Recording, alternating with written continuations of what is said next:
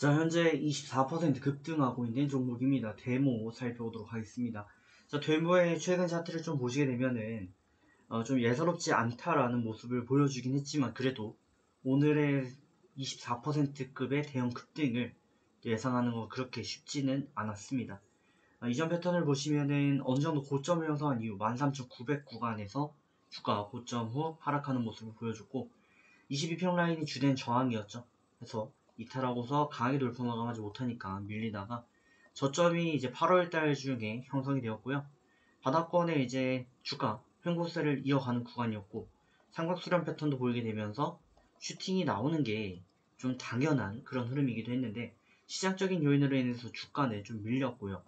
다시금 2평 밀집배열, 장기 2평배열 하단 240에서 302평 라인 하단에 주가 걸쳤다가 슈팅 후 하단을 유지했고, 결국 주가는 전고점 돌파하는 흐름세 속에서 변형된 상승 깃발 패턴을 보이면서 우상향을 이어갔고, 또 하단에 정배열도 깔아주는 모습 속에 현재 주가 기록을 하고 있습니다. 지금 오늘 상승폭이 좀 굉장히 크고, 이에 의미부여를 좀 많이 할 수 있는 이유는 기존 저항대를 모두 돌파 마감하고, 이대로 마감만 된다면 신추세를 이어갈 수 있는 구간 포인트에 위치해 있기 때문인데, 관련 이슈 체크를 좀 해보고 대응법도 말씀을 드리도록 하겠습니다. 자, 종목명 데모 되겠습니다. 시가총액은 1250억대를 유지하고 있죠. 자, 광물 처리 및 취급 장비 제조업을 영위 중인 기업인데, 유압 브레이커나 특수 장비, 부품, 또 퀴커 플럭, 크라샤 등의 다양한 사업을 영위 중인 기업입니다. 지금 이슈가 되고 있는 것은 우크라이나와 러시아의 휴전 가능성에 재건 관련주로서 영향을 보인다라고 볼 수 있을 것 같습니다. 지금 이 약간 물밑에서 그런 얘기가 나오고 있다라고 합니다. 러시아 입장에서 지금 전쟁을 해야 되는데 군인들도 말을 안 들어요. 군인을 말을 안 듣니까 강제 징집을 했는데, 여기서 시위가 지금 동학농민운동처럼 번지고 있다라는 내용이 돌아서 결국 강제 징집을 포기를 했고요. 무기 같은 경우도 이제 부족하다라고 하고 있는 겁니다. 그러다 보니까 무기를 북한에서 가져오니 어디서 가져오니 이런 얘기가 있지만, 그도 한계가 있죠. 왜냐면 그러니까 이게 항상 배고픈 놈이 이제 목마른 놈이 우물을 파는 법인데, 우크라이나는 정말 절실해요. 그러다 보니까 정말 많은 군인들이 목숨을 걸고 싸우는데, 러시아 군인들은 왜 싸워야 되는지 이유 자체를 모릅니다. 그죠? 그러다 보니까 의욕이 없고 전투를 제대로 할 수 있는 뭐라 그럴까요? 하여간 상실감이 좀 빠져있는 그런 상황 속에 용병들을 쓰는데, 이 용병들이 돈을 주면은 하긴 하겠지만 이 용병의 숫자도 제한적일 수밖에 없고, 그러다 보니까 전쟁이 길어지는 상황 속에 푸틴이 할 수 있는 방법이 없는 거예요. 그러다 보니까 둘 중 하나를 제시한다라는 썰이 있는 거죠.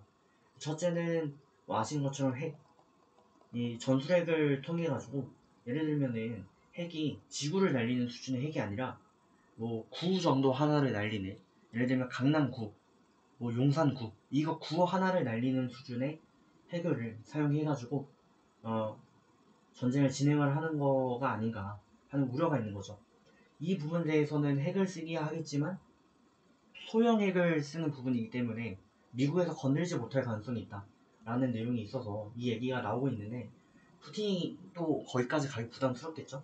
그러다 보니까 두 번째는 화해하자, 이제 그만하자. 근데 이게 또 안 먹힙니다. 왜 안 먹히냐면 우크라이나 입장에서 맞았잖아요. 1년 2년 동안 손해가 얼마나 심했습니까. 우크라이나도 마음 같아서는 러시아 영토 일부를 가져가야 된단 말이에요. 근데 러시아 입장에서는 이 돈바스 일대를 비롯해가지고 우크라이나 동부를 달라라는 주장을 하고 있다라고 합니다. 그러다 보니까 이게 지금 평행선을 달리고 있는 거죠. 둘 다 평행선을 계속 달리고 있습니다. 만나야 되는데 만날 수가 없어요. 그러다 보니까 그냥 설만 난무하고 있는 상황이지만, 어쨌든 데모가 휴전하지 않겠나라는 그 기대감이 주가가 오르고 있는 거고, 전문가들은 그런 얘기를 하더라고요. 결과론적으로는 푸틴도 견딜 때까지 견뎌볼 것이고, 서방도 견딜 만큼 견뎌볼 것인데, 그 시기는 내년 2월 내지 3월이 될 것이다 라는 얘기가 있다라고 합니다. 왜 2월 내지 3월이냐면, 지금 러시아가 쓰는 그 무기 중에 가장 큰 무기는 결국에는 가스인데, 가스에 대한 효과가 결국 겨울에 제일 절정을 달릴 것이고, 그 겨울이 지나가면 효과가 없어지겠죠. 그게 대략 2월 3월이다 라는 얘기입니다. 해서 그때까지는 뭐 이런 이슈로 계속 움직일 가능성이 높다라는 걸 감안해야 되고, 중요한 건 이제 대응 방법인데 단기간에 너무 급하게 올라왔습니다. 그러다 보니까 저희 10분봉 기준 대응을 해주시는 게 맞겠다라는 말씀드리고, 22평 이탈이 나왔기 때문에 단기적으로는 약간 좀 애매해진 부분이 없지 않아 있지만, 여기서 주가가 크게 요동치지만 않는다라고 가정을 한다면 10분봉 기준 62평은 지지받을 가능성이 높습니다. 그래서 이거 이탈 마감 시 매도, 그러지 않으면 가져가시는 전략을 사용해 보시길 추천드리도록 하겠습니다. 이슈가 뭐 앞으로도 조금씩 있지 않겠습니까? 그래서 조만간 다시 한번 말씀 올리도록 하겠습니다.